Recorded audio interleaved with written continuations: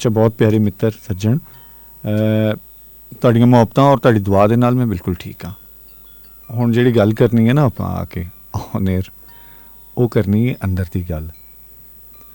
ਅੰਦਰ ਬਹੁਤ ਸਾਰੀਆਂ ਗੱਲਾਂ ਸਾਡੇ ਹੁੰਦੀਆਂ ਨੇ। ਮੈਂ ਜਿਵੇਂ ਸ਼ੁਰੂਆਤ ਵਿੱਚ ਥੋੜ੍ਹਾ ਜਿਹਾ ਇੱਕ ਜ਼ਿਕਰ ਕੀਤਾ ਹੈ ਕਿ ਉਹ ਅੰਦਰ ਦੀ ਗੱਲ ਨੂੰ ਪਾਣੀ ਦੇਣਾ ਜਾਂ ਅੰਦਰ ਦੀ ਗੱਲ 'ਤੇ ਇੰਪਲੀਮੈਂਟ ਕਰਨਾ, ਅੰਦਰ ਦੀ ਗੱਲ ਨੂੰ ਬਾਹਰ ਲਿਆਉਣਾ, ਉਹ ਲਿਆਓ ਨਾ ਯਾਰ।